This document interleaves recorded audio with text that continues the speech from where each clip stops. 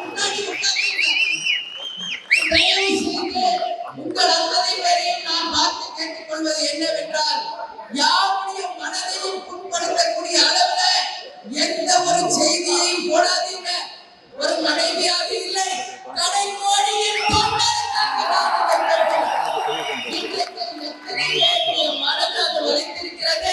இன்றைக்கு எத்தனை பேர் அதற்காக காயப்பட்டிருக்கிறார்கள் என்பதை நீங்களும் எங்கள் அன்பு சகோதரர்கள் என்பதற்காக தயவு செய்து உங்களுக்கும் அந்த பொறுப்பு உணர்வு இருக்கிறது என்பதை உணர்ந்து நிச்சயமாக இனி வருங்காலங்களில் எந்த ஒரு தகவலை எந்த ஒரு செய்தியை பரப்பினாலும் உண்மைக்கு புறம்பான வதந்திகளை தயவு செய்து பரப்ப வேண்டாம் என்று ஒட்டுமொத்த எங்கள் கழகத்தின் தொண்டர்கள் வாயிலாக உங்களுக்கு நான் அன்பு கட்டளை விடுகிறேன். ஏன்னா எல்லாருக்கும் இது மிகப்பெரிய ஒரு மனவலியை கொடுத்திருக்கிறது. நாங்கள் தலைமை கழகத்தில் உங்களுக்கு அறிவிக்கிறோம். நாளை நேரடியாக வீடியோ பதிவு செய்கிறோம். ஆனாலும் நாங்கள் சொல்வதை புறந்தள்ளி வெறும் வதந்திகளை பரப்புகின்ற ஊடக நண்பர்கள் யாராக இருக்கட்டும், யூடியூப் சேனல்கள் யாராக இருக்கட்டும், உங்களுடைய செயல்களை நிச்சயமாக தேசிய முற்போக்கு திராவிட கழகம் வன்மையாக கண்டிக்கிறது என்பதை நான் உறுதியாக தெரிவிக்கிறேன். இன்றைக்கு 18வது செயற்குழு பொதுக்குழு கூடியிருக்கிறது. தலைவர் அவர்கள் இன்றைக்கு ஒரு மிகப்பெரிய பொறுப்பை என் தலையிலே சுமந்திருக்கிறார். இது சாதாரண ஒரு விஷயம் கிடையாது. கேப்டனின் மனைவியாக என்னுடைய வாழ்க்கையை தொடங்கினேன்.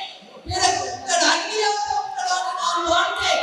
பிறகு தலைவர் பார்க்கிறார், இந்த பொருளாளர் பதவியை எனக்கு கொடுத்தார். அதே போல இன்றைக்கு பொதுச் செயலாளர் என்கின்ற ஒரு மிகப்பெரிய பொறுப்பை கேப்டன் அவர்கள் இன்றைக்கு கொடுத்திருக்காருன்னா இது ஒன்றும் சாதாரண விஷயம் இல்லை.